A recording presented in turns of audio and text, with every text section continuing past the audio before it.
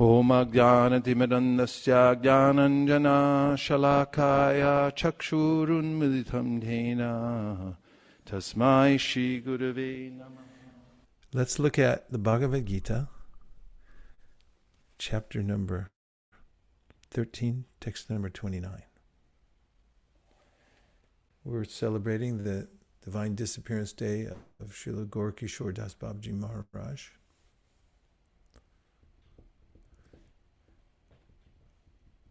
This is November 25th.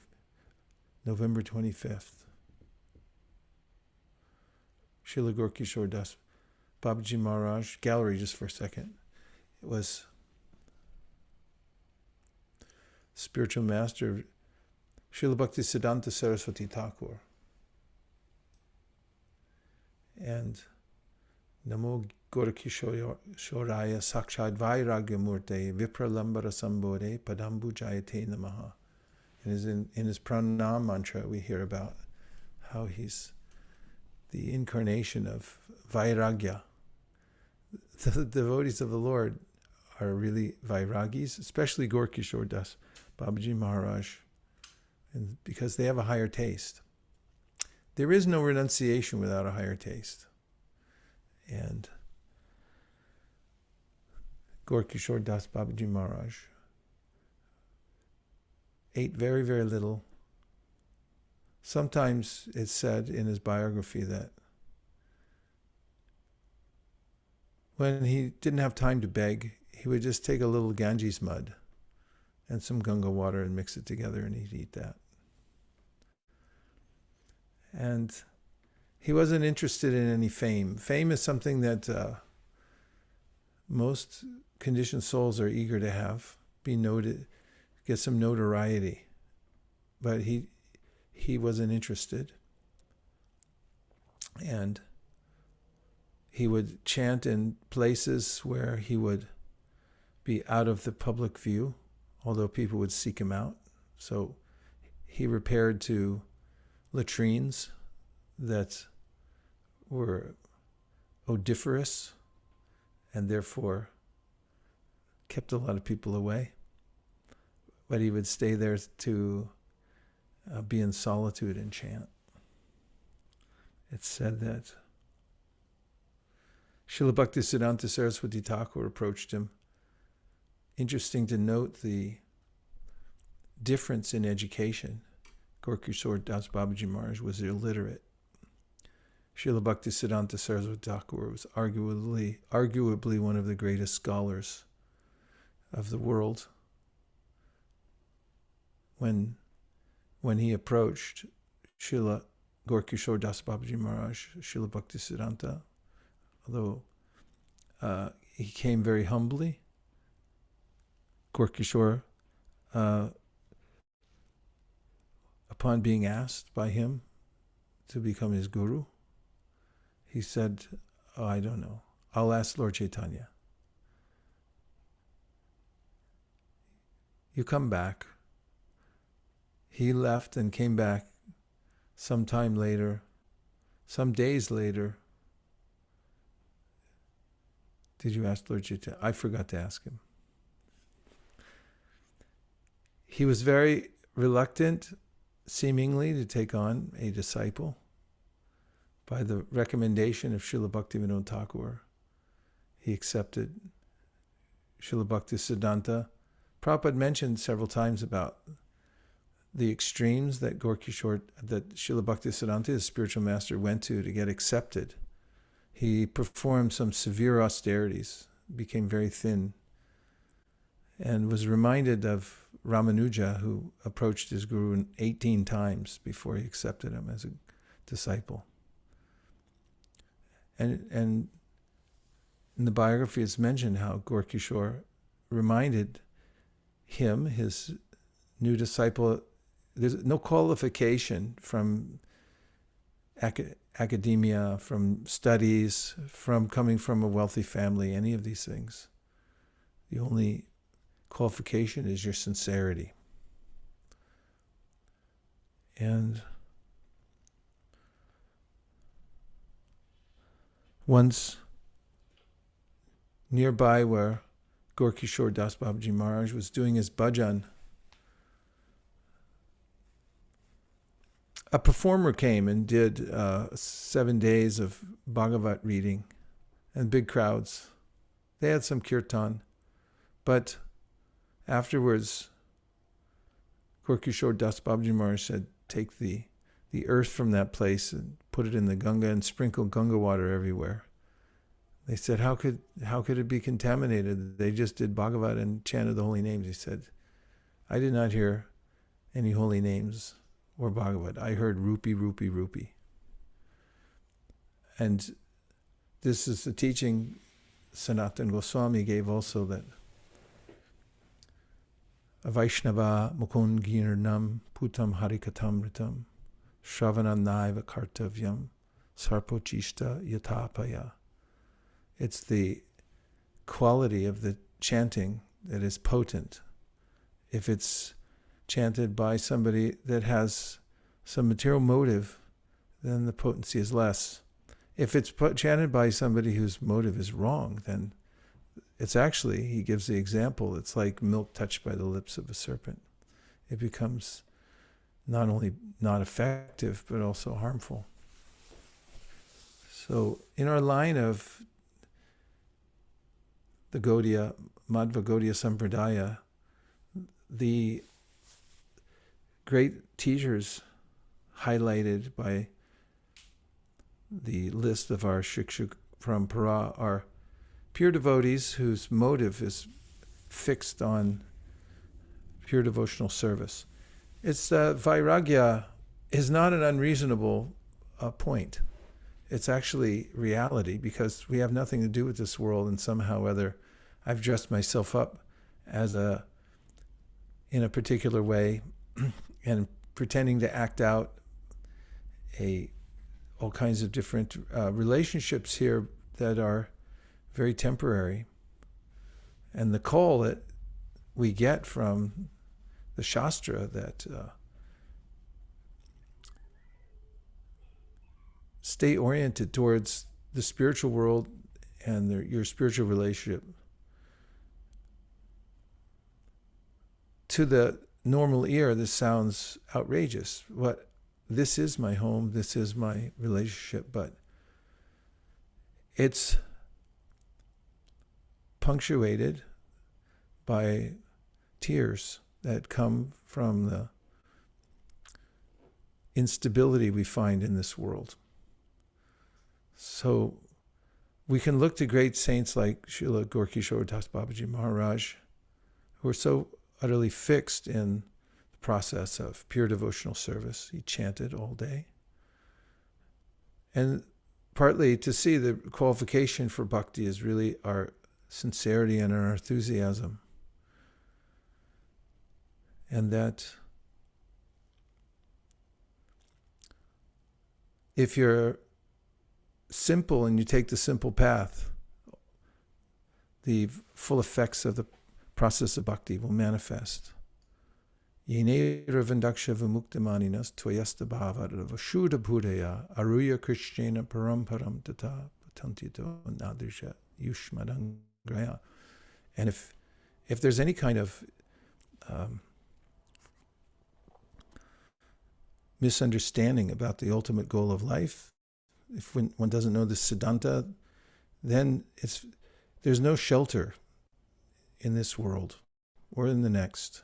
One will slip from the position.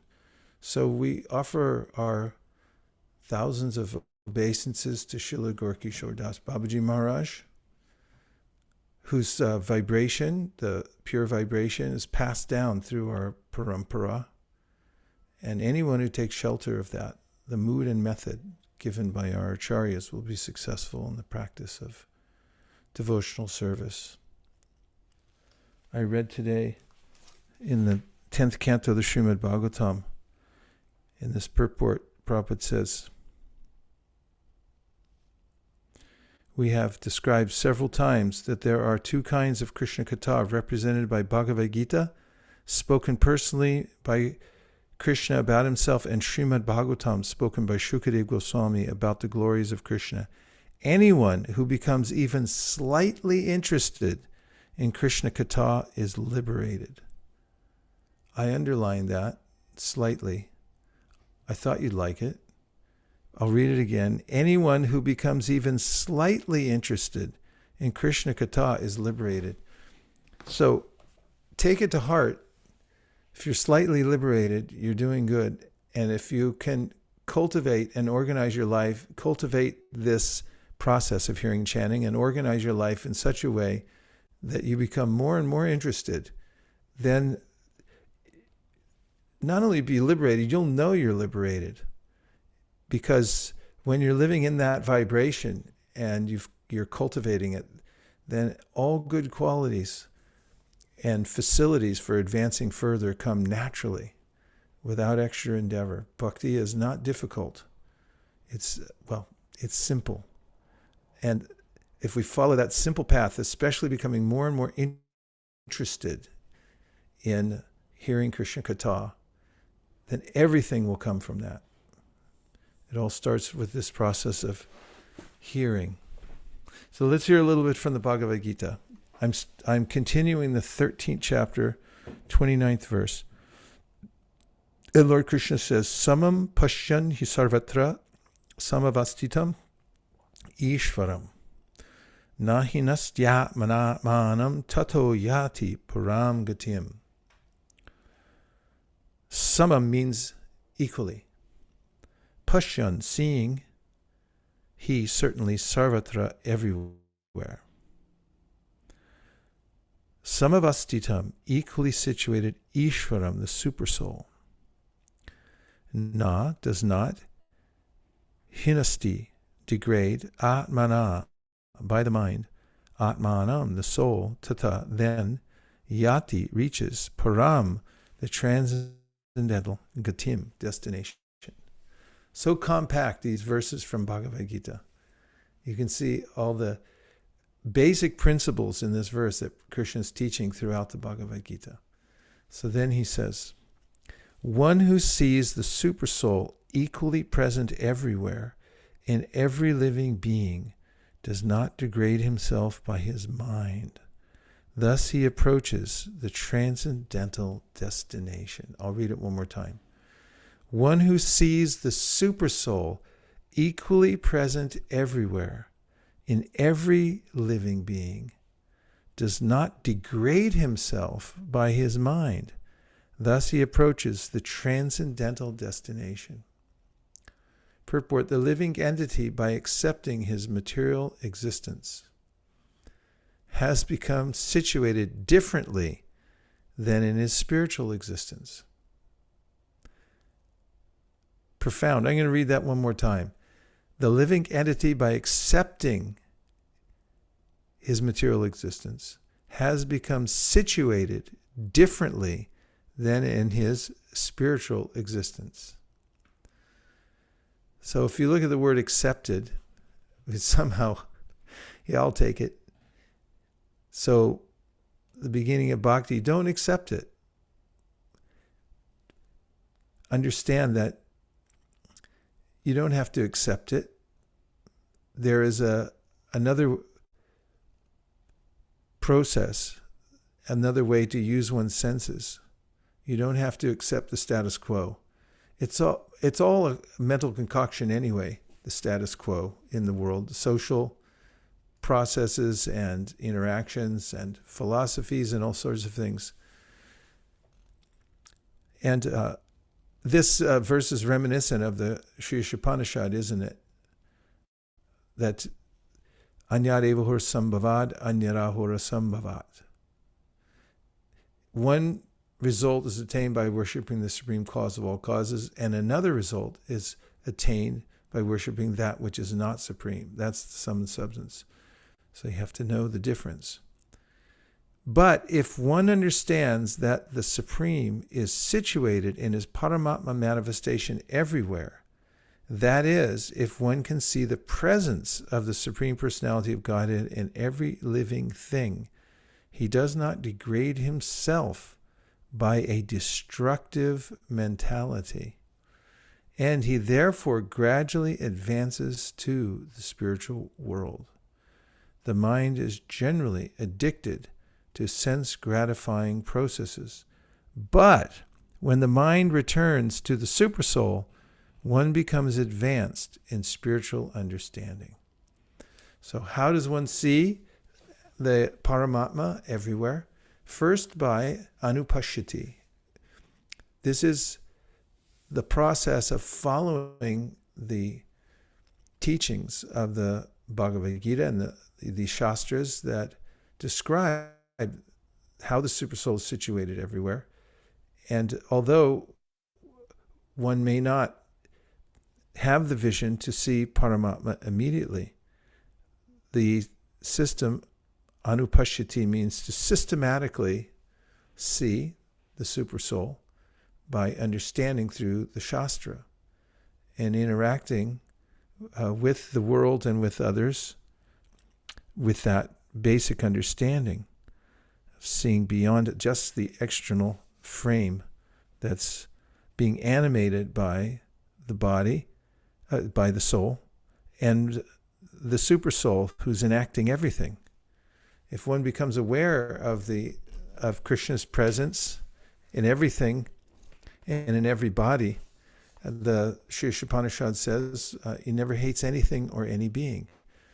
Yastu sarvani bhutani atmaivad bhut vijanataha tatra ko mahakashoka ekatvam anupashita. There's no lamentation, and there's no sorrow. Yasmin sarvani bhutani atmaivad bhut vijanataha tatra ko mohakashoka ekatvam anupashitaha. Excuse me. Yasmin sarvani bhutani atmaivad bhut vijanataha tatra ko mohakashoka. So the question is asked, where is the lamentation? Tato na vijugupsate, and where? How will you get contaminated? You won't, if you remember that Krishna is behind everything. So the Sri Chaitanya Charitamrita, Kaviraj Goswami says, difficult things become easy if you remember Lord Chaitanya, and easy things become difficult if you forget him. And the only difficulty, Srila Bhaktisiddhanta Saraswati Thakur said, or the only shortage, that is a shortage of Krishna consciousness. Actually, there's no problem at any time. But when I become absorbed in the mind and I forget who I am, then there's great difficulty. And that fear arises. Especially, there's a sense in the material atmosphere that we're in now that I could be vanquished at any time. Whatever I have, it can be taken at any time. And it is a daunting experience to be connected to that thought process all the time. But if I understand that I'm permanent, there's no diminution of the soul whatsoever at any time. There's only a relocation from one place to the next, then there's no more difficulty for such a person. And remembering also the Supersoul means to remember three things very clearly. One is that I'm not the controller, because Krishna is the one controlling everything.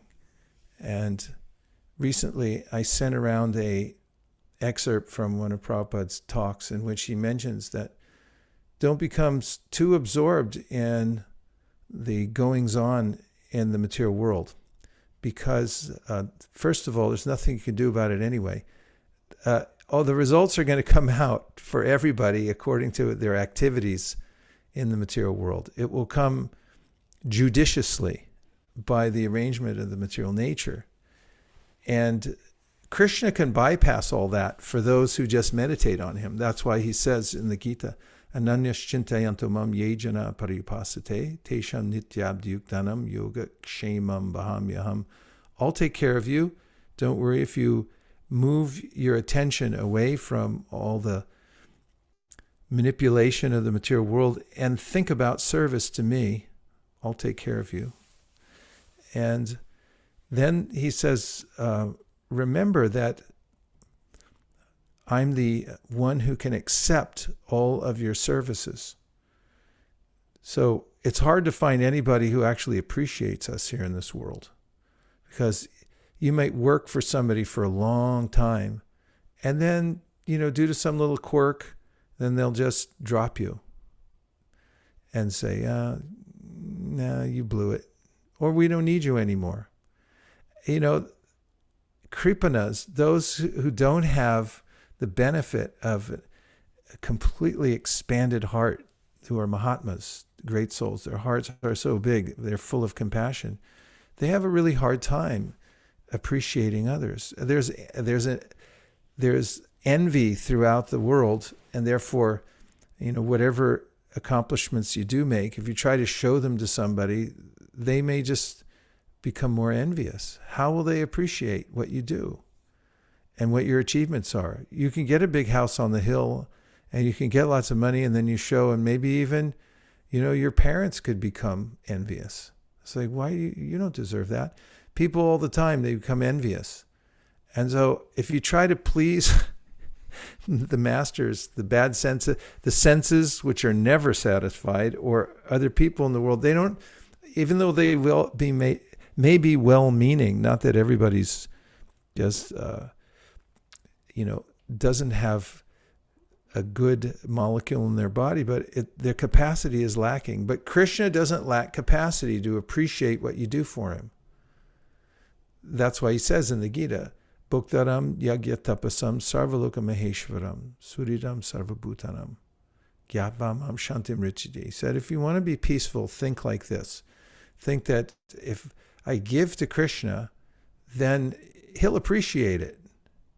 He really appreciates everything, even the smallest endeavor, he says in the Gita, that you make for him, he appreciates. What to speak of, you just give your whole life, the more you can divert your attention is like, I'll just give it to Krishna. First of all, when you give food to the stomach, sorry, bring this up on Ekadashi, but when you give food to a stomach, then it automatically distributes to all the rest of the body. You don't have to worry about it so much. And similarly, when you give to Krishna, then everybody becomes naturally satisfied, because he knows how to distribute it perfectly. Let him take care of it. And not only that, he says, Yat kodashi yadashnashi as johosi dadasiyat, yatapasyasi kontayat, tat kurashva mararpanam. Whatever you do, whatever you eat, whatever you offer, give away, do as an offering unto me. Why? Because he knows exactly what to do with it, how to process it. And so whatever position you're in, if you give it to Krishna, then he'll not only appreciate it, but he'll know how to take the item and then distribute it properly to wherever it's supposed to go. And it'll be properly situated. That's why you see devotees are so happy. The more the devotees give their attention, their love, their resources to Krishna, they become naturally satisfied. That's why when we have those countdowns and everyone keeps throwing in more and more Lakshmi into the fire, it's like, yeah, throw it in there. You see everyone gets joyful. Nobody says, I want to go home now. I'm tired of this. He's like, yeah, let's do it some more. This feels good to give to Krishna.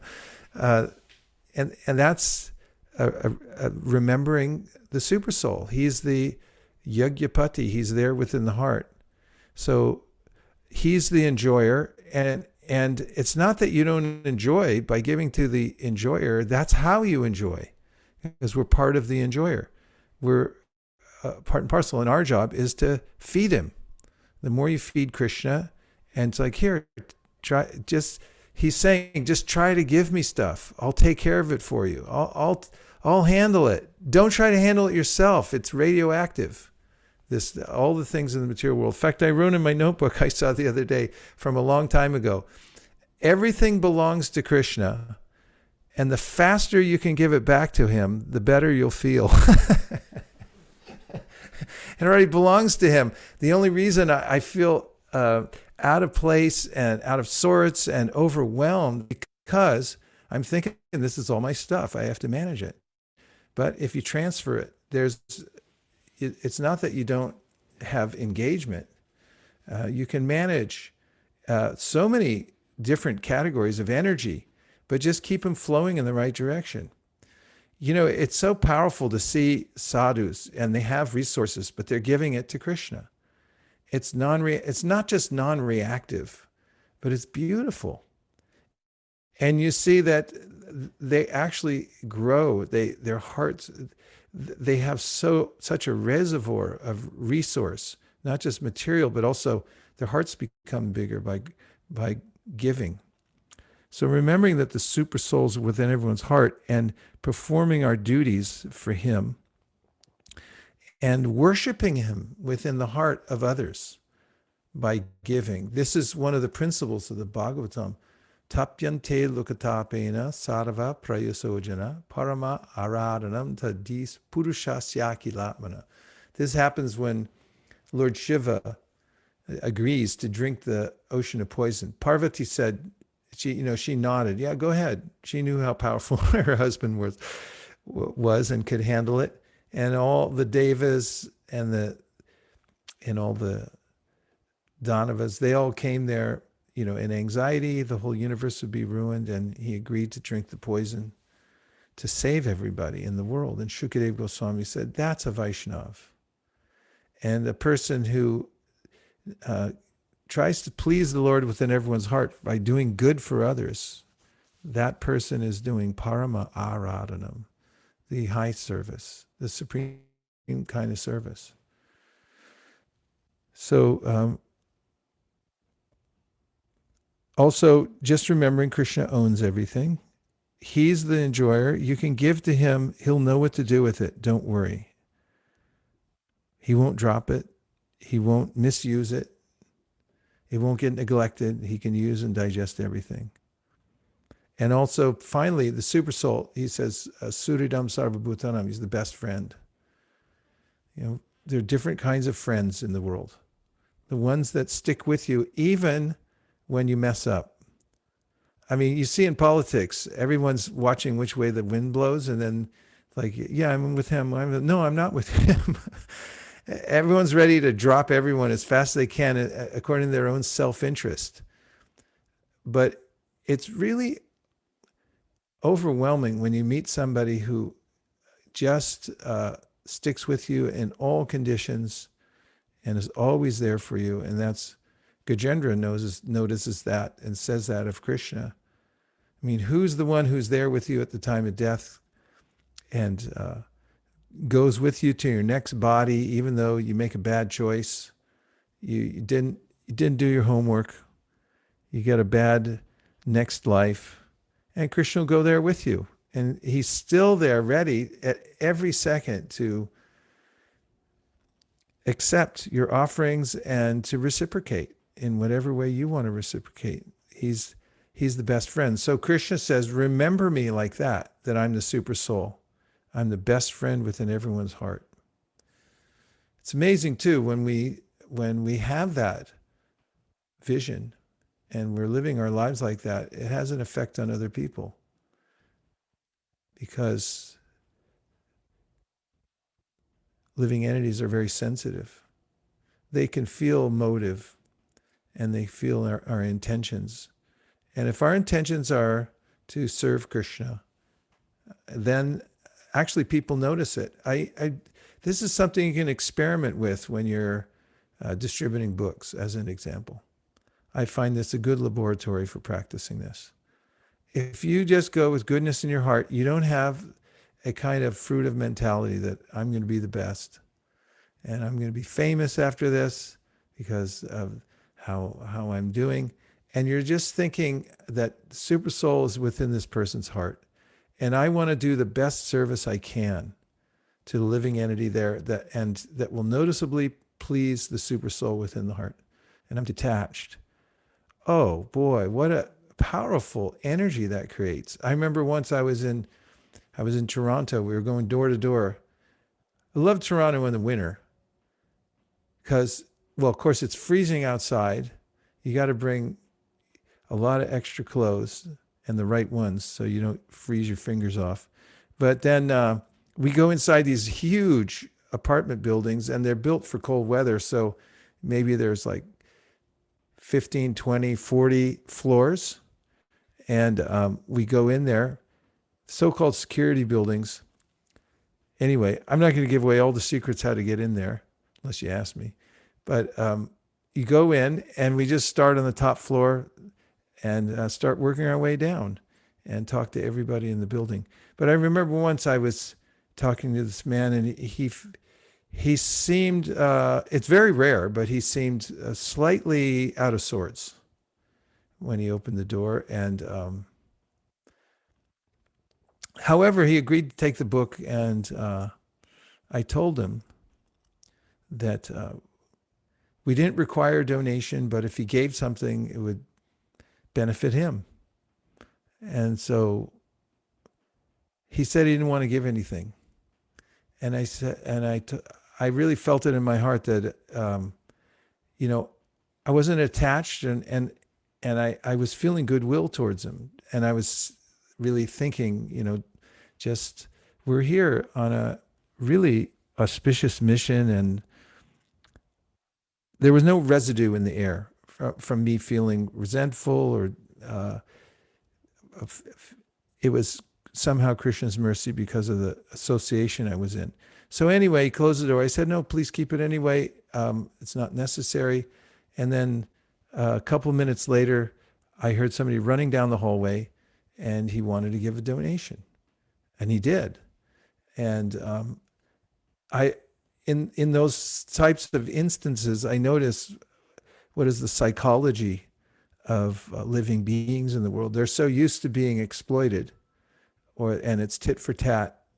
But they can actually feel it, that if you don't have a motive except for their what's good for them, and that you're tuned in with the super soul because you're following the direction, for instance, of Lord Chaitanya. Just try to go everywhere and teach everybody about Krishna consciousness. You know, there's no sense of fear in your heart, or that you have to get something in return necessarily, or fame or anything like that. Then isn't it amazing that people feel that? And then it opens up their heart, and they want to give more. That's what the Krishna conscious movement is. It's that open-hearted feeling that we're serving Krishna. He's there within everyone's heart. And you're never out of connection with Krishna when you're thinking of how to serve him within the heart of every living being. And it's the best kind of service, Krishna says. When you teach other people, you try to engage them in the service of the super soul who's within everyone's heart. By reminding them through the sound vibration, by on the behalf of the Yagyapati, taking a donation, or an appreciation or anything like that. You can take that. And I mean, even the slightest interest, Krishna accepts that. It registers and it's permanent. Neha bikramanashosti. Pratyavayana vidyate. Solpamapyasya dharmasya. Trayate mahato bhayat. So just those are a few opening comments, but let me just read the purport one more time to see if any of those aligned with what's actually here. Prabhupada writes, the living entity, by accepting his material existence, has become situated differently than in his spiritual existence. But if one understands that the Supersoul is situated in his Paramatma manifestation everywhere, that is, if one can see the presence of the Supreme Personality of Godhead in every living thing, he does not degrade himself by a destructive mentality. And he therefore gradually advances to the spiritual world. The mind is generally addicted to sense gratifying processes, but when the mind turns to the Supersoul, one becomes advanced in spiritual understanding. It's so straightforward and sweet, isn't it? And it does solve the worldly problems, because the worldly problems are caused by forgetting Krishna. Bhayam dvitiya binibesha tasyad ishad apetasya viparya yosmriti. I think there's some other interest besides serving Krishna in everyone's heart. But if I'm focused on that, there's no other interest I have except serving Krishna in the heart. And where's there a problem then? That's what the Sri Upanishad said. What's your problem, man? Well, kashoka. How are you ever going to feel lamentation if that's what you're into? So what are you into? I'm just into serving the super soul. Well, how can I do some more service? So how are you going to feel lamentation? And also, how are you going to be touched by uh, any dirt from the material world? That all comes from the wrong mentality. I'm situated differently. I forget the super soul, and you can forget everything. There's nothing that you can't do or consume. Hold on, let me show you a verse here from the 10th canto. Um, yeah, 10th canto, 14th chapter. What is what is there that one cannot forget? Here we are. Mukaravinda, you know the verse I'm thinking of? What is there that one cannot? Ha! I turned right to it. Give me a break. See? Super soul. It says right here, Kim Kim Na Vismar Marantiha Maya Mohit Chetasa Yan Mohitam Jagatsarvam Abhikshnam Vismritatmakam. Yeah, when I was in Kartik one year with Tushya Krishna Prabhu and Param, and we were living up on the roof there. We chanted this chapter 14 every single day for Kartik. It is just the most important chapter, besides Divinity and Divine Service, to memorize. Try to memorize this. I'm a little rusty on it myself, but I think if we go back to it, some of the devotees here at ISV have memorized it, right? Right? Siddhakata and his group of pundits, I think they got this chapter. Here's a translation. What indeed is not forgotten by those whose minds are bewildered by the Lord's illusory potency.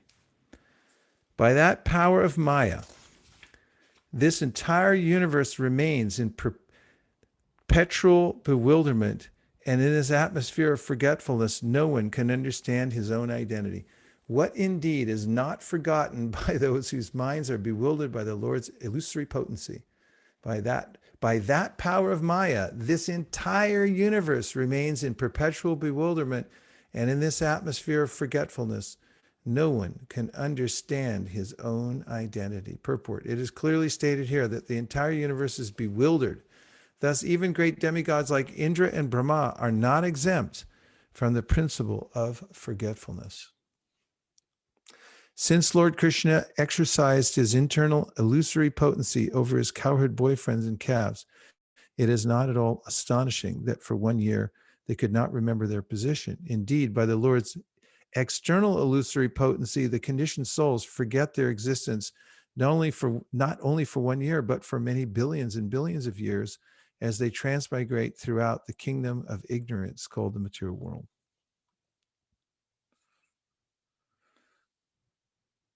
And the verse again says, one who sees the supersoul equally present everywhere, in every living being, does not degrade himself by his mind. Thus, he approaches the transcendental destination. So the implication is here, don't degrade yourself by your mind. Become Krishna conscious. And it's not that difficult because Krishna is actually everywhere. And it's a natural fit. We serve and Krishna accepts our service, and that's satisfying. Nobody else can accept our service so completely than Krishna or Krishna's representatives. Okay, let's just see if there's a few thoughts. There's a bunch of them coming in here on the board. What form we get when we get a spiritual body? Does it look different? The same appearance we have in our current life? It's very rare that people go back to God in their self-same body, although there are some.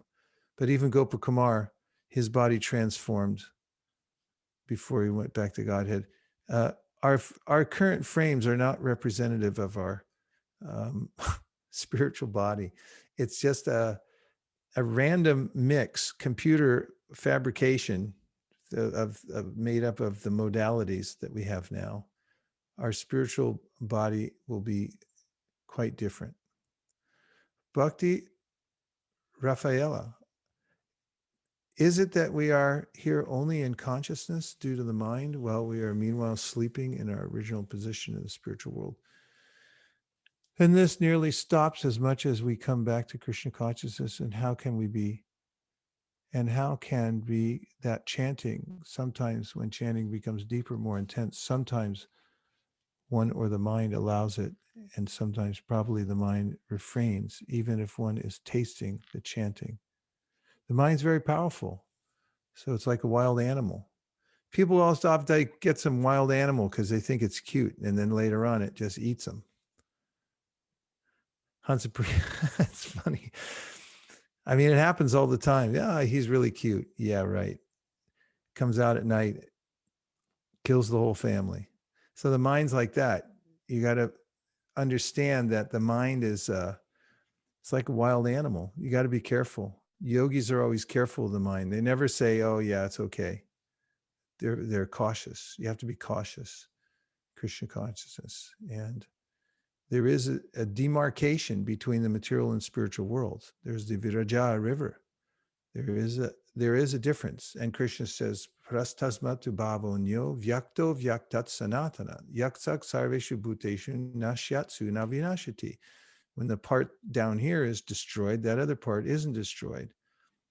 And so there's a way in which when one becomes spiritually advanced in this lifetime, we can also have a connection to the spiritual world. As Mahaprabhu described it, the devotional creeper grows through the universe and up through the Viraja and into the spiritual world. And even as we're here in this world, we can have a connection there. But when Krishna, when we leave this body in Krishna consciousness, which, by the way, is the purpose, Ante Narayana Smriti, the purpose of this life, wait for it, here it comes, is to remember Krishna at the end of life. And so you should have that on the top of your priority list, because if you don't, you're going to, I don't know, you might miss the mark because you don't hit a target that you don't put up, really. So we have to remember, I mean, Krishna conscious people seem a little extreme sometimes to people, because like, what about, enjoying the world and stuff? Well, first of all, when's the enjoyment actually going to start? Doesn't seem really likely nowadays, especially. And the other point is that what is the use? Krishna makes this point in the Gita. It said, what is the use of your enjoyment if it's over at some point? Don't you hate that?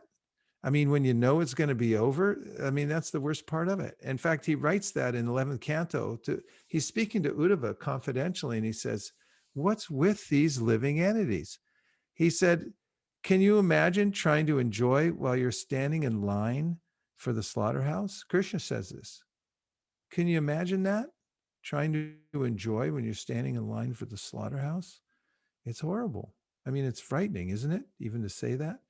So, Ante Narayana Smriti, we should be focused on the ultimate goal. And when you able to fix your mind in Krishna consciousness, even at the time of death, yang vapi smaran bhavam. Krishna, whatever you're thinking of, you're creative, and you're going to create your own future. So be careful how you deal with the energy here in the material world. Living entity, you're powerful. Be aware of the fact that the way you're moving about has a consequence. Everything you do has a consequence. So be careful. That's why he put out the Gita, to tell us, hey, over here, by the way, listen, you got to be careful, little jiva. You're powerful. You're a different energy, and you're creating your own situation. Don't you want something better? Here it is over here. Try it. So when we leave the material body, and we've developed a sentiment for Krishna, we're thinking of Krishna we're tuned to the higher vibration that comes from the spiritual world. Tadvag visargo janataga viplavo yasmin prati shlokam avadyavatyapi. Namanyanantasya shonkitani shrinvanti gayanti grananti sadhava. Narada says to Vyasadeva, get this vibration out there to the people. It'll help them to remember at the time of death and be able to transcend this material world. It's a different vibration altogether. So we should be trying for that, to develop that resonance with the spiritual sound vibration. And that will naturally reform the mind. It's the mind, Lord Chaitanya Mahaprabhu said, is like a mirror. It has to be cleansed. Cheto Darpana Marjanam. And the spiritual sound vibration, Shrinvatam Swakata Krishna Punya Shravana Kirtana Hridyan Taksto Hibhadrani Vidunoti Suritsatam. It is effectively cleansed by the help of Krishna through hearing. So if we do that, then we can transfer ourselves from the material world to the spiritual world by the power of the sound vibration. And although we're sleeping, there is, this idea of the metaphor is given in the Vedas that we're sleeping in ignorance, but we're in a far-flung place. From when we awaken by the power of the spiritual vibration, then we come not only to our full consciousness, but that carries us to higher regions like Om Bhur Bhuva Swa. These are regions of the universe that are characterized by their sound vibration and the intentionality of the people, of the living entities that are there. They are progressively more focused on spiritual knowledge and on Krishna. But the spiritual world, that is unfettered engagement for the living entity in pure devotional service.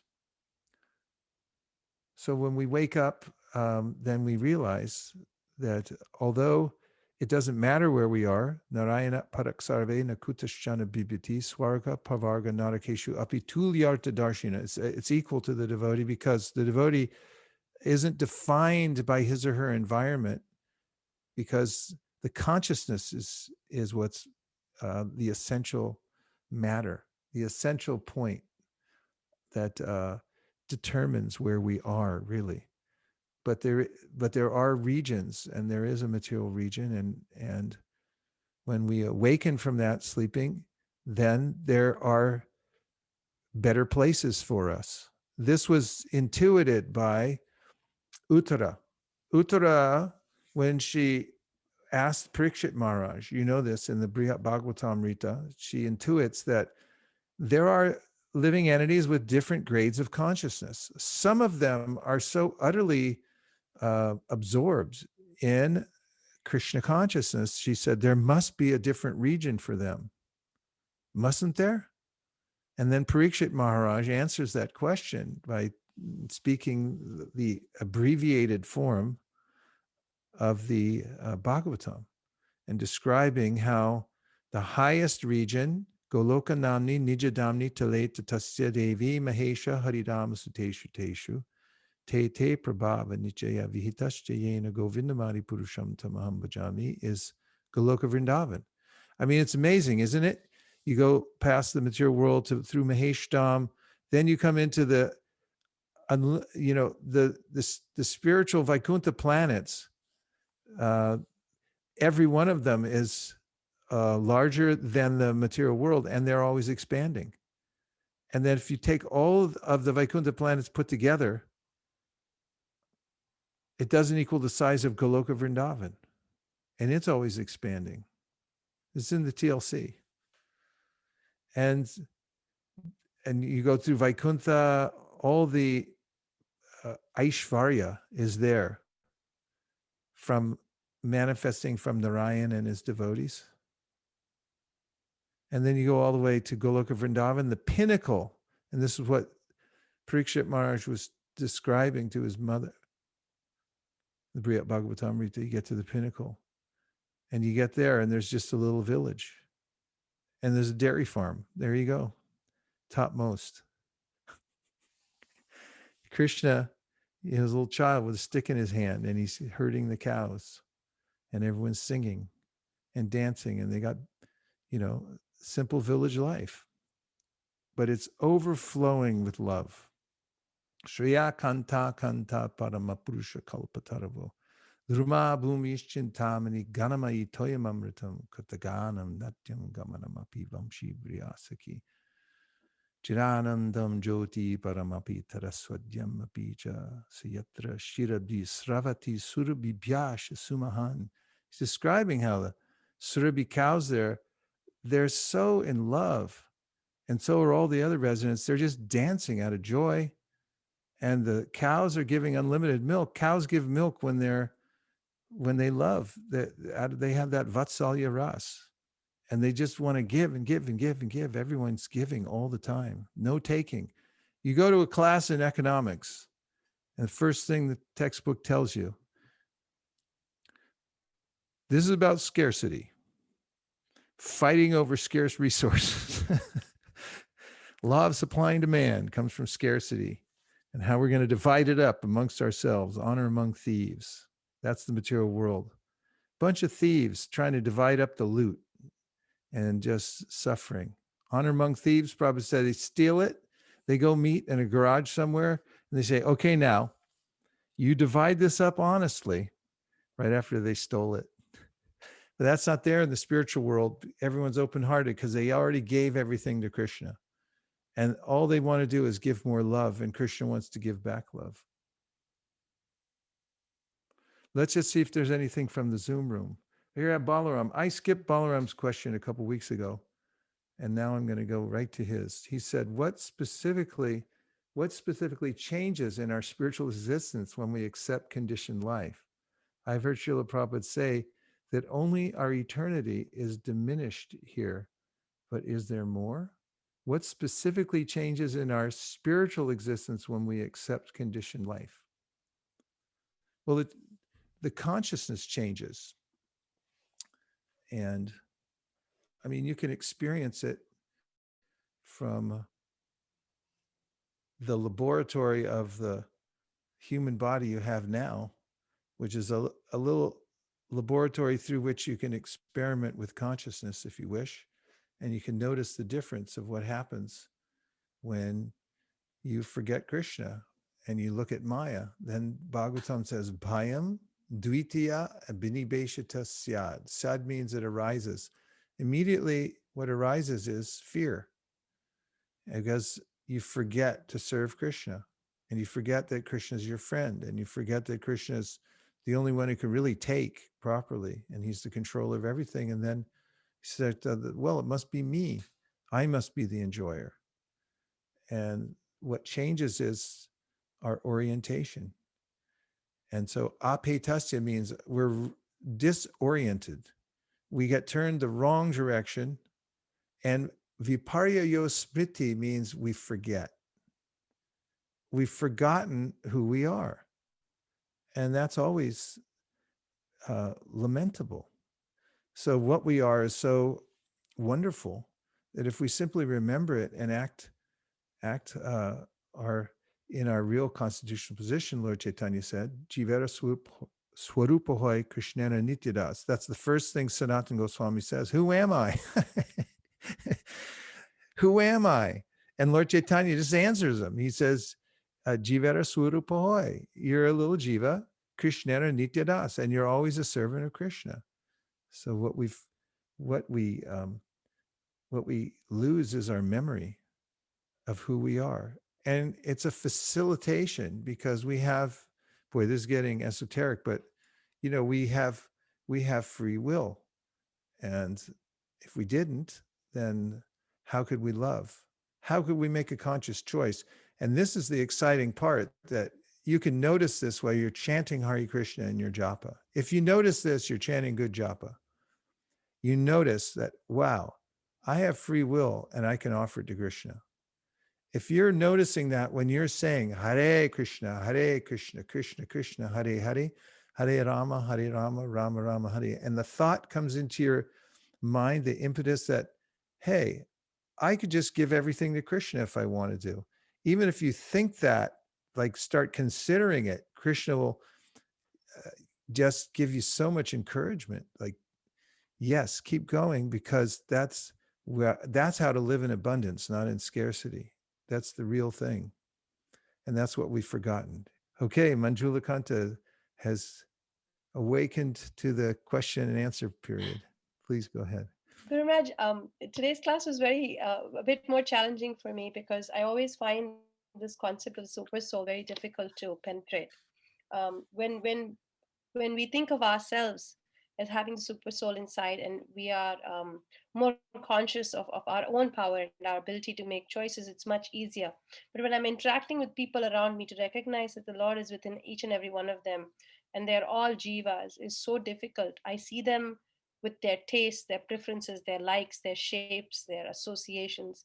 I'm not able to see it the way the Shastra says it. So 10, 14, 44 was really helpful when it said, well, you Oh, won't be able to. It's really difficult. 10, 13, 44. No, That's 10, what we 14, read. 44 is what you read, the one where you Ah, yeah. said, Sure. how can you remember? Because Maya is so strong. You know, yeah, I can remember. And this concept is not a small concept, anupashyati, to follow the scripture and try to see direct. Because listen what Krishna says in the 15th chapter of the Gita, where he says, Yatanto yoginas chainam pashandyatman yavastitam. Yatanto pyakritatmano nayanam what is the last line? Nayanam something chetasaha. So in this section, Krishna is talking about leaving the body and going to the next place. And he says here, yatanto yoginas chainam, that the yogis get trained. Their mind is trained uh, in the way to understand what's actually going on. They understand there's a super soul. They understand that there's I'm not part of this field. I'm just moving out of the field. And then he says, yatanto yoginas chainam pashyant yat. Now I'm losing the verse. Um, he says, tanto pyakritatmano, those who are not refined in this knowledge, they haven't refined themselves, they haven't learned it, they haven't trained their minds. Uh, they get bewildered by the whole situation when they leave this body. And so, also what you said, you see other people's likes and dislikes. You can, if there's an old saying, if all else fails, follow the directions. So just follow what Krishna says in the Bhagavad Gita. Train your mind in that way. So shotram, chakshu, sparshanam cha, rasanam, granam evacha. The Krishna is laying it out in such a graphic way. He's saying, listen, everybody's got a nose, some eyes. I mean, why did you get the eyes you've got? Because of previous karma. You created it through your consciousness and you got it. So when you look at other people, you can notice. I remember when I was a brahmachari and one of the brahmacharis said, look, what's the difference between a male and a female? You just look, there's just a few little tweaks here and there. And I told you this before in a cartoon called Bugs Bunny. I remember the person who was always chasing this rabbit. You guys know who Bugs Bunny is. So he was a cartoon rabbit, and the Elmer Fudd chased after him. And the way he'd get away from him was he'd go behind a tree sometimes, and then he'd come back out, and he had red lips, and he kind of looked more female. And immediately Elmer Fudd would like become bewildered and give up the chase because he would. And so, if you look at the material nature, analyze it the way Krishna is putting it out there in a Sankhyastic way, that, okay, just look at the parts. There's a nose. Where'd you get the nose? What is it anyway? It's just an instrument, and it's all put together through some computer program. And just like, there you go. That's what you get. That's what you created. Have at it, help yourself. And so if you just follow those kinds of directives from the Shastra and look to see how the material nature is working in that way, it gives you a Shastra chakshus, a special kind of vision. However, I understand what you're saying. It may be also that you're appreciating Krishna's um, energy of bewilderment or the capacity to bewilder, because then boy, I forgot, but Brahma forgets, I mean, it's that's the point of this verse, and that was your point too, so thank you. Okay, anybody else from the Zoom room? Hare Krishna Gurmai. Hare Krishna. Today's class had a lot to do with this reflection, this realization I had yesterday. I was talking with my mom yesterday after dinner, and I was talking about how a lot of the time material existence is compared to this rat race that everyone's running in, and I realized that it's more accurate to call it more like a donkey race, because it's like a donkey carries a washerman's clothes through an entire field to get this little pile of grass at the end, without realizing that he's walking through an entire field where grass is everywhere. And I realized that because Krishna consciousness is it's so easy to tap into. It's sometimes it's so surprising that this all this happiness was just there, and that there's so much unnecessary work that's going on for some small meager amount of happiness. And that what is it that ultimately um when uh when chanting, like especially like for myself, sometimes it's such a relief to just chant your rounds. It's kind of like a drug. Like everything will be going like wrong, I guess, and then if you just chant your rounds, everything gets better. So it's like a it's like it feels bad. Like I feel bad in a sense, because it feels like everyone is just running after something so insignificant, after not understanding that they're actually being completely bewildered, and not understanding that their situation is so temporary that they should take advantage of it. Sure. Well, first of all, you know, animal analogies are there in the Bhagavatam. When you hear Shaunaka speaking at Naimisharni, he says, Shwavid Varahoshta Karai Samstata Purusha Pashu Nayat Karna Pato Peto Jatu Nama Gadagraja.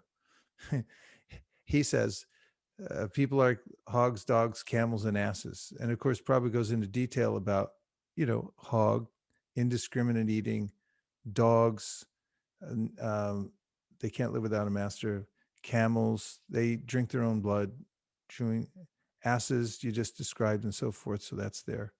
The other thing is, the material world is, we have to walk through it with our uh, present body and mind that we have. You'll find, I mean, you've seen already that there are implications for coming out into the world. That's why, Shukadev Goswami took off immediately. So even as devotees, we still have to enact the various kinds of relationships. We have to embrace them to some degree. The relationships, the situations, the need for the hierarchy of needs that you have to take care of, uh, even as you maintain the vision of Krishna consciousness, because we're not Shukadev Goswami, and we won't run off to the forest. There is no forest left. I hate to break it to everybody, but they chopped it all down, and probably in the last term of his office, Donald Trump will finish the last few trees if he can. Um, so there's a way in which Kali Yuga is, we are given a special dispensation that if we live through this lifetime, even as normal human beings with relationships, which are going to be there, you can't deny them. Krishna says, the senses, nahi kashit shanamapi, you're going to be active, and you're going to be active in this body with these senses, and big surprises come at every era that, oh, I got to do this now. I mean, I've been through youth. I was there. I saw it. I've been through middle age. I saw that. Indrajuna Swami was over at our house, and he said, 65. No, what did he say? 60, the youth of old age.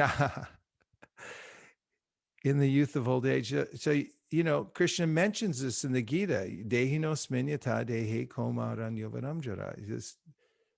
You're going to go through it, all these different aspects. And there's a lot of moving parts when you go through each one of these periods of your life. So you have to take, the perspective and put it into action, and integrate it into the various inevitable ways in which you have to interact with the world. And the that's the recommendation. And so, and then we also have to develop compassion. And the best kind of compassion, or compassion in general, comes about through um, as Krishna says in the Bhagavad Gita, empathizing, empathy. In fact, he says the yogis who empathize with people who are overwhelmed by the material world are the best. Atma upamyena sarvatra samam pashiti Arjuna sukham va yadiva dukam sayogi paramomata. He said, here's the best yogi. Krishna saying, best yogi, atma upamyena sarvatra. A person who empathizes with people, understanding that they're souls, super souls, they're with them, but they're really overwhelmed by happiness and distress in the material world, and they empathize because they know how hard it is to be Krishna conscious in the material world, and so they have that empathy.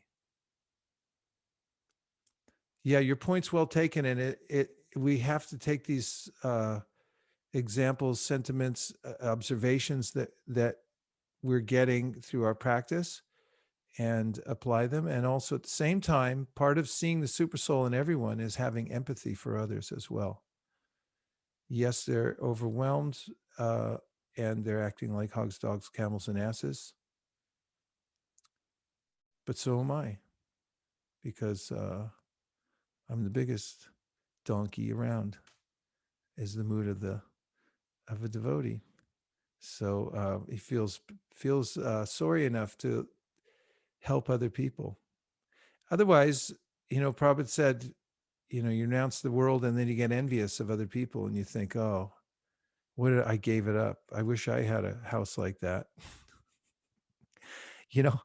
I mean, the material world is very sticky. So best to become always genuinely, sincerely engaged in service to the best of one's capacity in whatever situation one's in whatever era one's in one's life.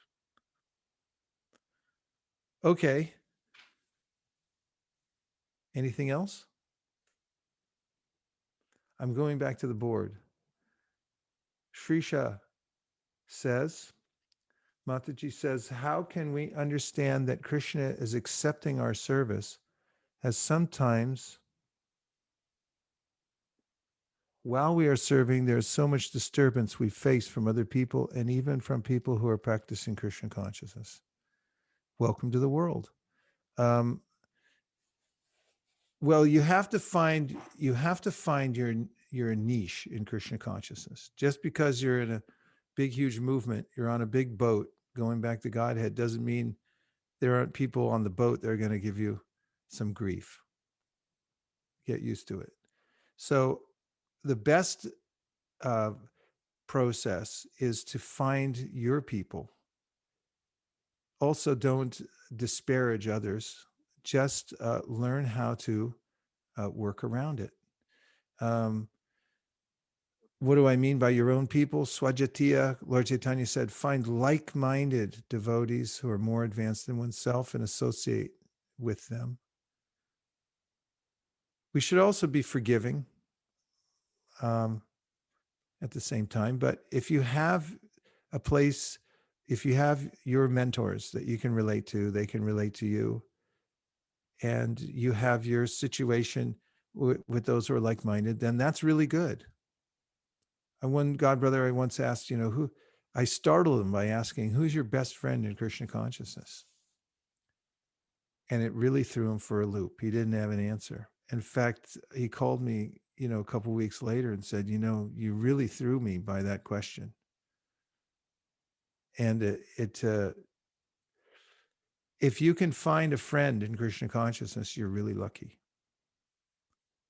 And if you can find a guide in Krishna consciousness who you feel that, yeah, I hear the vibration, I get inspired. I watch the example, I get inspired. Find the help that you need. It's out there. It's always there. You just have to be inventive and find it. It's not just because uh, you're in a movement, you're in an association. Yes, it's good. And you have touch points everywhere if you know how to take advantage of them also. And so much of it is how we move in the world as well. Srila Bhaktisiddhanta emphasized this so much. If we find faults in others or their reactions to us, we should also examine ourselves. How are we dealing with them? I mean, from being in the Grihastha ashram, your mate is your mirror. So take it that if, how am I dealing with others, how they're dealing with me is partly the way I'm thinking and interacting. But really do find your niche, and when you have that, then you have a way to process everything and you'll feel encouraged. And we have Sugopi Somya Devidasi says, Krishna says, whatever you do it as an offering to me. Does it extend beyond devotional service to also include karmic activities for sustenance, example, employment? If so, how might we center a seemingly non-devotional activity on Krishna? Oh, here's how you do it. If you're doing, yes, it does extend there. In fact, that verse specifically is for those who are starting off and they don't have the impetus to do pure devotional service. So Krishna says, start wherever you are. You'll find more details to that instruction in the 12th chapter of the Bhagavad Gita, where Krishna starts off at the pinnacle and he says, just pour your heart out to me and be absorbed in pure devotional service. Then he says, if you can't do that, which is a very auspicious situation to be in, he said, then follow the rules and regulations of devotional service, this Vaidhi. You just be smart, use your intelligence, evam buddhi param buddhva, and from your intelligence, follow the scripture, have faith, develop faith in scripture, well-reasoned faith in scripture and in guru, and follow the instructions.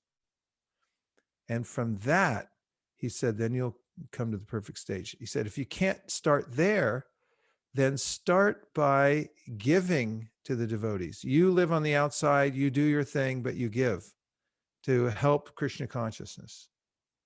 He said, okay, you can't do that because what if you're in a situation where your donations are being monitored or your energies, and you just can't do it? So then he said, just be charitable, give somewhere, go do a little volunteer work, something in order to get that flow going, because that'll start you off. And then he gives it several other alternatives after that if you can't do that. So there's always a starting point, and by giving you grow. And if you give to Krishna, then you feel full satisfaction. And Krishna knows your intention. We know from Bali Maharaj, right, that he had the intention within his heart to surrender to Vaman. But he couldn't at the time because he was wrapped up in this yajna with all these politicians around him. And he couldn't do the right thing. But in his heart, he wanted to. And Lord Vaman knew it because he knows our heart. So if you find yourself in a far-flung place, pray to Krishna and tell him, why, I really want to surrender it to you, but I just don't know how. And it's really difficult right now. And he'll make the arrangement. That's where the whole Krishna consciousness movement starts. That's how our journey in Krishna consciousness starts, with a sincere plea to Krishna, please show me the way. Please help me, engage me.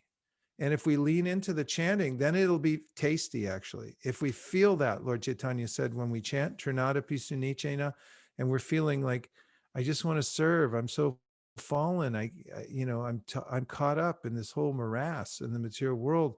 Help me, help me, help me. Please let me serve you, Krishna. And you just say it over and over again. Hare Krishna, Krishna Krishna, Hare Hare. That kind of chanting, you're not looking at your counter beads and thinking like, when's this going to be over? You're thinking, Krishna, let me keep going, And so if we practice like that, simply but very sincerely, Krishna will help us. And Nitya Tarangani. So many great souls on tonight. Okay, let's see. One point that really struck me today is when you said that just try to serve Krishna and he will take care of you. How do I know if I'm satisfying Krishna with my not so perfect attempts to serve him?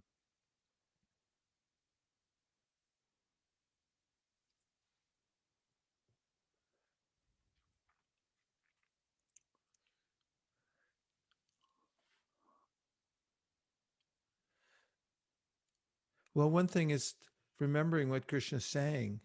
I mean, try to imbibe the kind of things he says throughout the Shastra about how kind he is. Let me read you that purport, okay? Can you wait 1 second?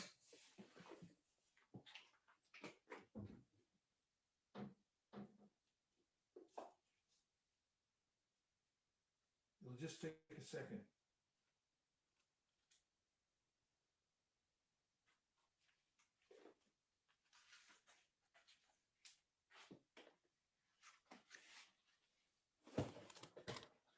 You know, there's a verse that there's actually a commentary, not to what I'm about to read you, but there's a commentary in the Bhagavatam in the 11th canto. And it's a commentary to this verse, Naivo payantya pachitim kavayastavesha brahma yushapi kritam riddha mudas maranta yontar bahish tanubritam. Oh, okay.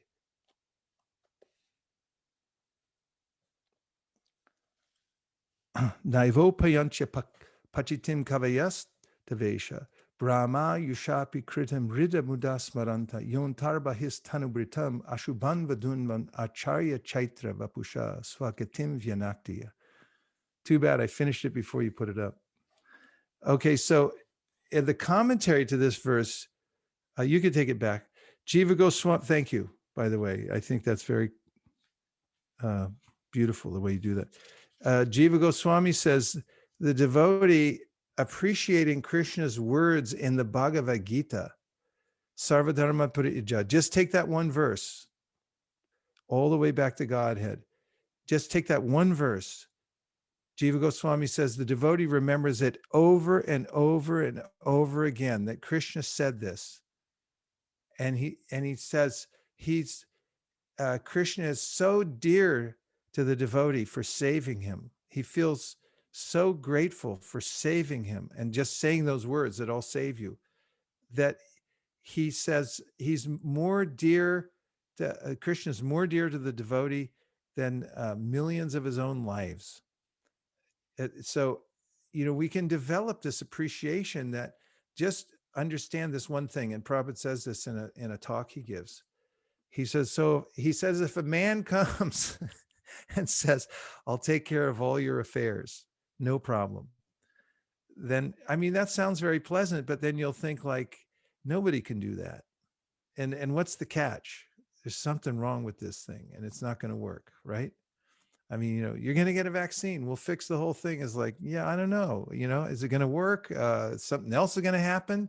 There's always a catch in the material world. Like you pull one side and the other side comes out.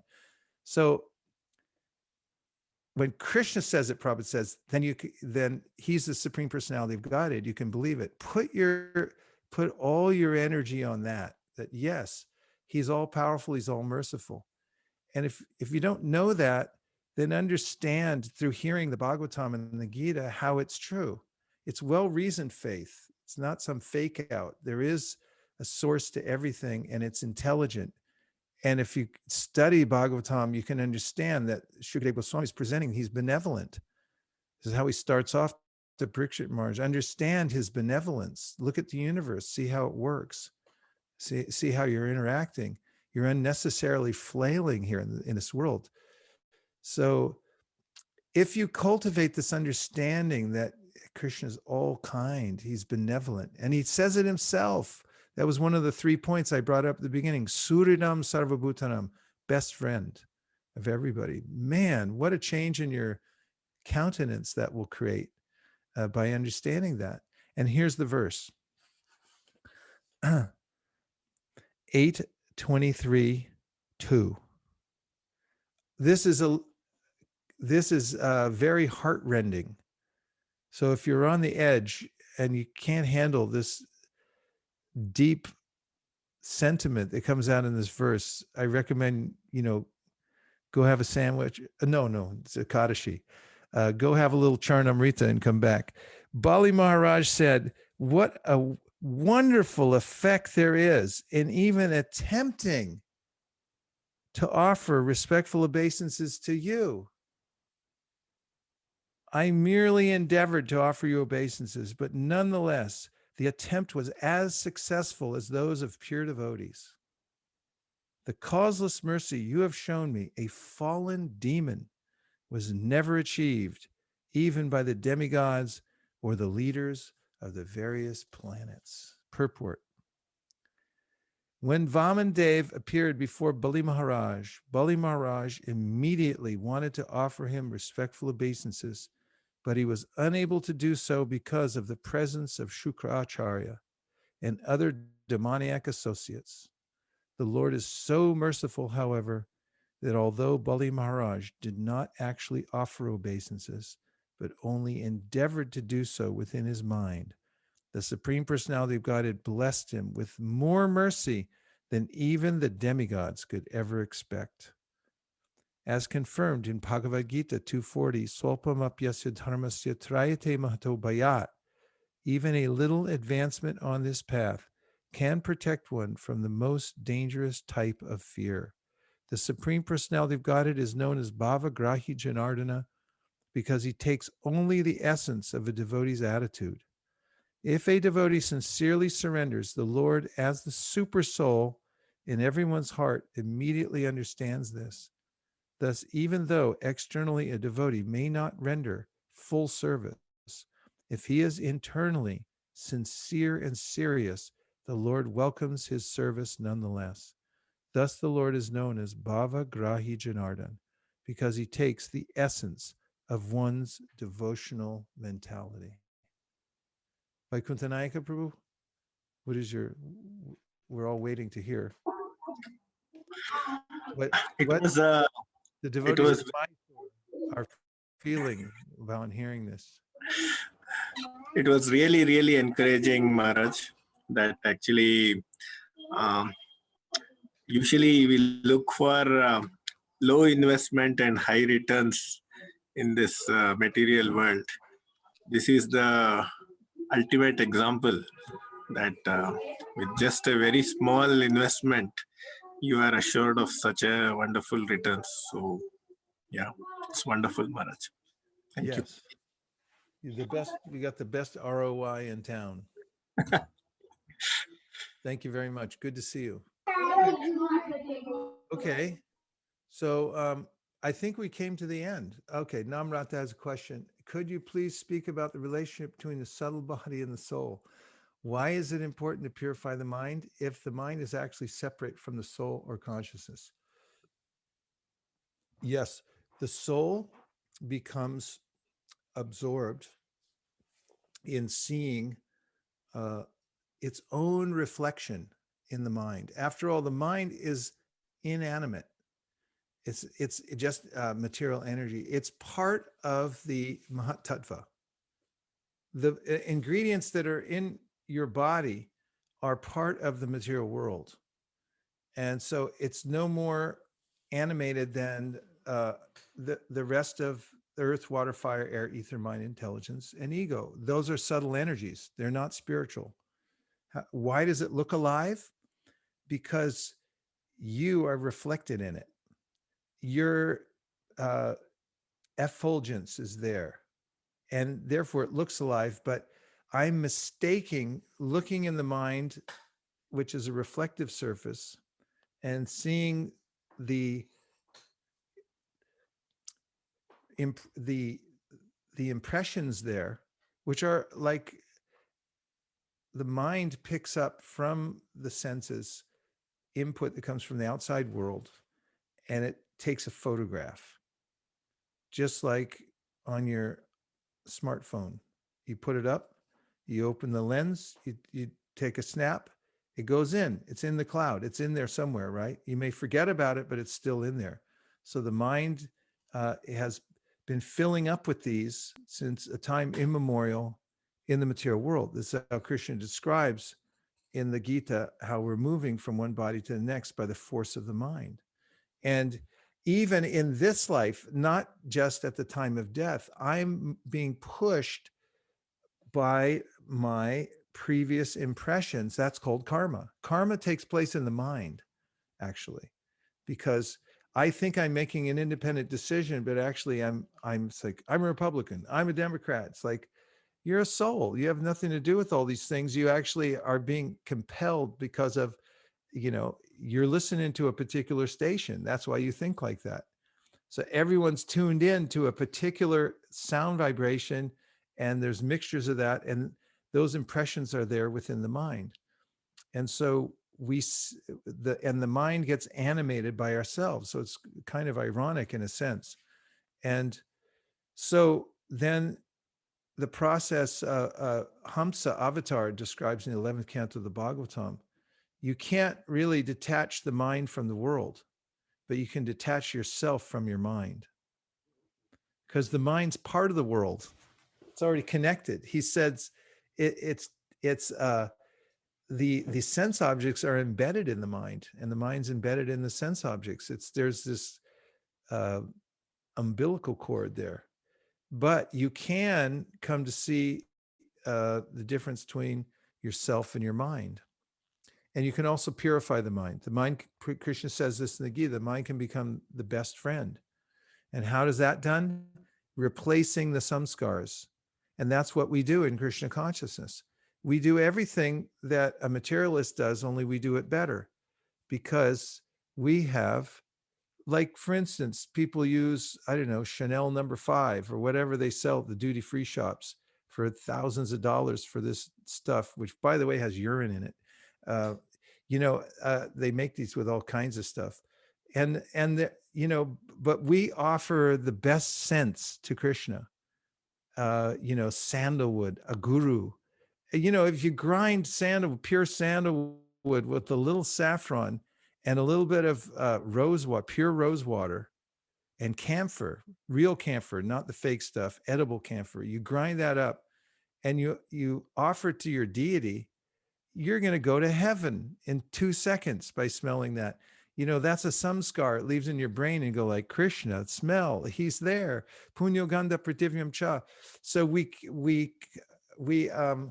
replace these impressions that were already there, collected from the modes of material nature. Purusha prakritisto hi punte prakriti jangunan karanam gunasangosya, causes us to have these karmic reactions in the mind. We replace them with the Krishna samskars. And when we have those sufficient amount, cheto darpana marjanam, the mind becomes cleansed. And when it's cleansed, actually, we're able to see Krishna directly within the mind. Because that's the real purpose of the mind, is see Krishna directly. As you know from the Brahma Samhita, says, Premanjana churita bhakti vilochinena. And from the Bhagavatam, Sattvam Vishuram Vasudeva Shabditam Yet Yate Tatra Puman Apavrita. As soon as the mind becomes cleansed, then you're able to see Krishna clearly. The super soul is already there. So, we have this relationship with the mind, and we can, yoga means to purify the mind and bring it to that state. So therefore, Krishna says in the Bhagavad Gita, Manmana Bhavamat Bhakto, think of me. And the best way to do that is chant Hare Krishna. It comes all the way back to that. Practice hearing about Krishna and practice chanting about chanting Krishna's names, and the mind will be cleansed. Cheto darpana marjanam. Bhava maha davagni navapanam. How does the forest fire of material life goes out? Because the mind becomes pure. Cheto darpana marjanam.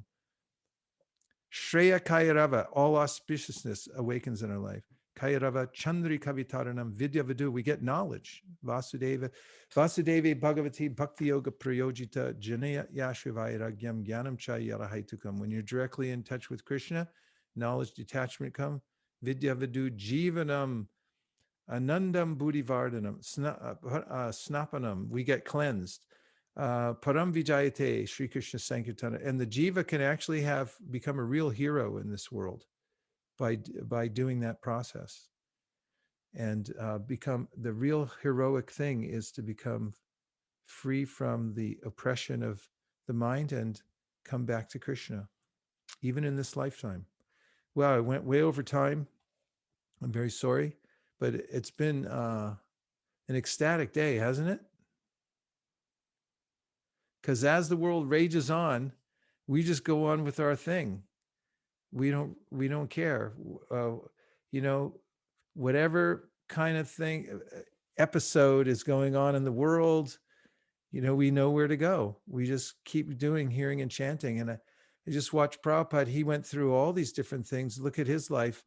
He went through the 1920 pandemic. Hey, you know where the Roaring Twenties come from? Did you ever hear anybody study history and know about the Roaring Twenties? It was a very licentious, very active time. A great. Ever think about where it came from? I just heard from an anthropologist. It's because of the 1919 pandemic. And after it was over, everyone went crazy and just, they're, yay, we're free, But then it was followed by World War I, World War II, all the wars came and, the beat goes on here in the material world. So this is the right thing. The right thing is to remember Krishna and follow the acharyas and get yourself educated. Be clear. What is the Siddhanta? Why Krishna is the Supreme Personality of Godhead? Why it makes much more sense. There's intricate philosophy that will satisfy the intelligence, and that can carry us over until we have a taste. And once you have a taste, you become a Mahatma. And as a Mahatma, then you're happy and you can make other people happy too. And that's the purpose of the Krishna conscious movement. Gaur Premanande Hari Bol. Hare Krishna. Okay, so it's almost midnight, practically. It's very late. We left a lot of extra verses on the field today we didn't get to, but we'll continue at another time. Can everyone please unmute and say Hare Krishna? Hare Hare Krishna. Natchari Armarman, Natchari Armarman, Natchari Armarman, Natchari Armarman, hey, Natchari Armarman, Natchari Armarman, Natchari Armarman, Natchari Armarman.